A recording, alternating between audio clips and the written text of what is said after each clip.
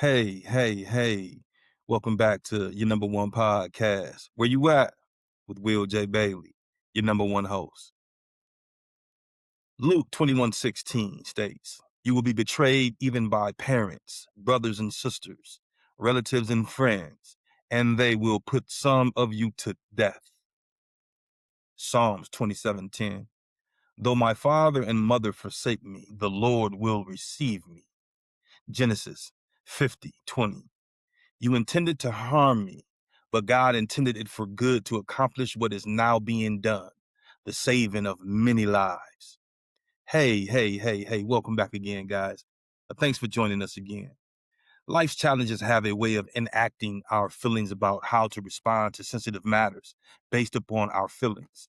Sometimes the sensitive challenges enact our thoughts and beliefs we have established based on our experiences or trainings or raising regarding such challenges because, as we know, they challenge what we know and who we are at those times. Also, they reflect our growth and maturity and our abilities or limited abilities to manage our emotions within. Relationships are definitely wired with a lot of emotional attachments that are non biased to race, creed, color, culture, and religion.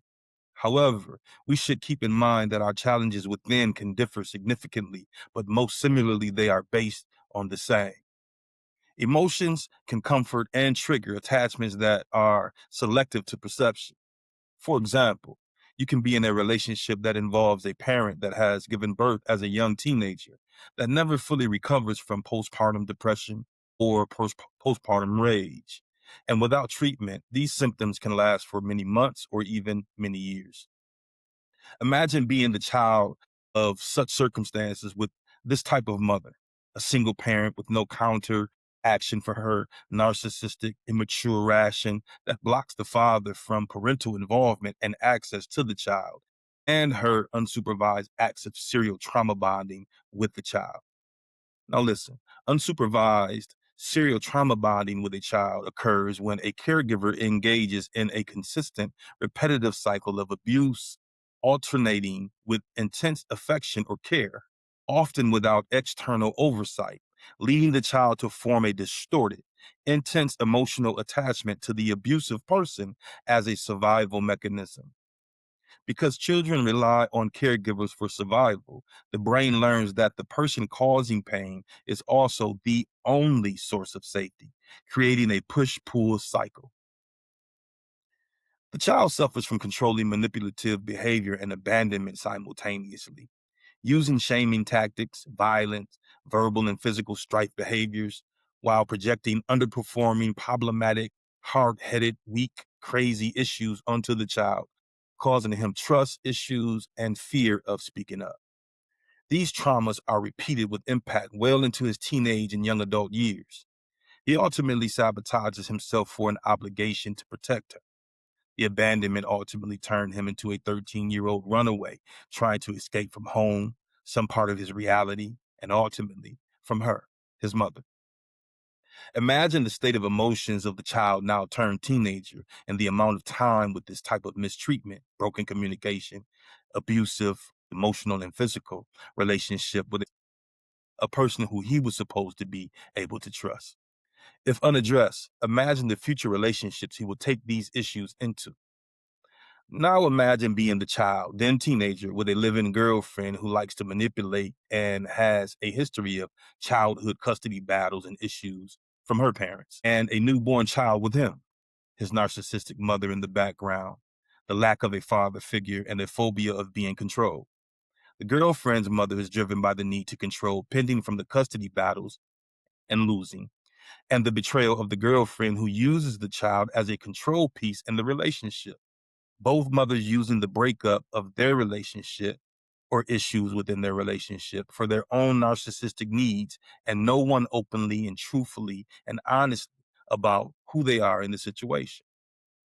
The second baby mother comes into the picture, mirroring him, wearing a mask and eventually getting pregnant as well. Supposedly, he and her are friends, she claiming to be in love, but the circumstances quickly change to the similarly same dynamics as the first baby mother, his narcissistic mother in the background, the lack of a father figure, and a phobia of being controlled. The girlfriend's mother is driven by the need to control and offers to support having the baby without his consent, and the betrayal of the girlfriend who uses the pregnancy as a cover up and a keep a man baby, so to speak, as a control piece in the frenemy turned relationship. Both mothers are using the breakup or the issues in the relationship for their own narcissistic needs, and no one is openly truthful and honest about who they are in the situation. The third baby mother enters the picture during his adult years, wearing a mask, hiding behind a public image in a sorority group, and a well known need for control. The accidental pregnancy, the verbal agreement and promise of no courts involved between them two, his narcissistic mother in the background, the lack of a father figure and a phobia of being controlled, the girlfriend's mother who is manipulated by her control and living off of her accomplishments, so to speak, and the betrayal of the girlfriend who uses the child as a control piece in the relationship. Both mothers using the breakup or the issues within the relationship for their own narcissistic needs, and no one openly truthful and honest about who they are in the situation.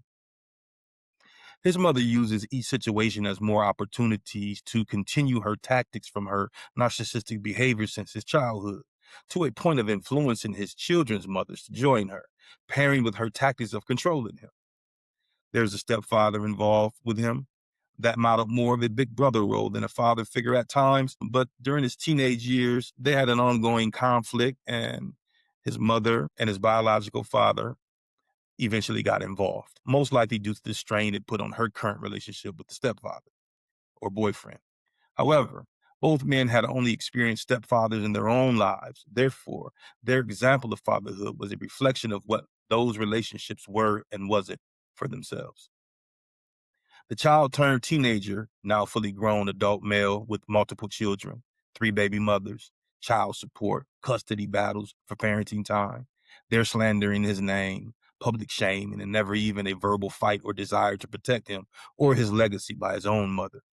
In fact, she deemed him deserving of such vengeful tactics and collaborated with the baby mothers to his misfortune. Each of the women, their uncooperative, unfair, controlling behaviors, and his own biological birth mother, her untreated narcissistic PPD and or PPR behaviors, his untreated trauma bonding, which was repeated from each of these relationship experiences as well, which challenged the brain's dopamine receptors that are altered because of it, mind you, and the broken family experiences for each of the children involved.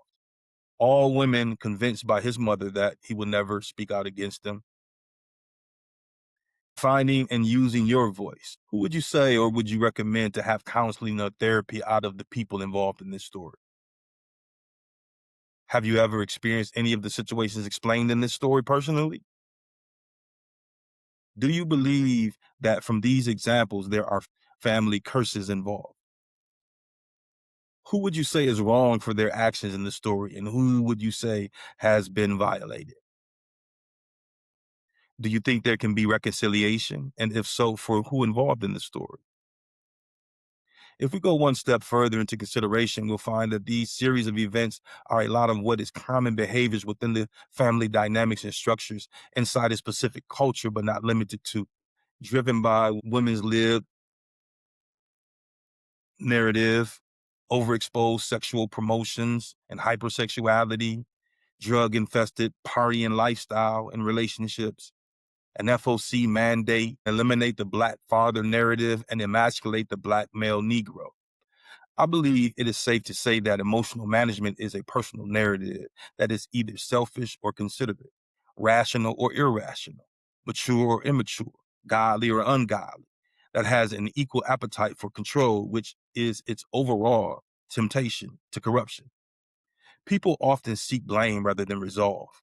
The unwillingness to be responsible and admit wrongdoings or seek and accept the help that can necessarily resolve issues by correcting selfish, irrational, immature, and ungodly behaviors. We need to be more accountable in the times of shame and humiliation rather than projecting them onto others. These behaviors are what promote the mask wearing, image bearers, alliance forming, control seekers by any means necessary. We'd love to further evaluate and discuss your experiences and talk seriously about emotional management, considering these examples of emotional trauma and damage. If you have a story similar to the one spoken of in this episode, please feel free to reach out and share your story in the comments after subscribing to the podcast and at willwhereyouat gmail.com. We'd love to further evaluate and discuss your experiences and talk seriously about emotional management, considering these examples of emotional trauma and damage. If anyone out there has experienced anything such as the type of dynamics this episode describes, please let yourself be heard, subscribe, and leave a comment.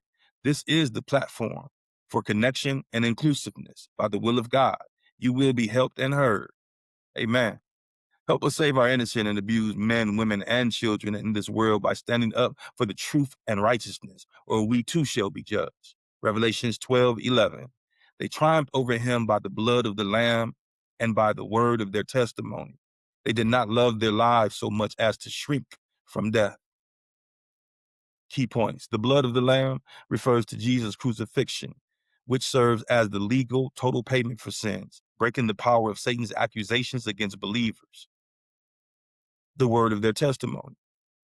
This is the act of sharing personal experiences of God's power and actively declaring one's faith, which acts as a weapon in spiritual battles. Not loving their lives unto death.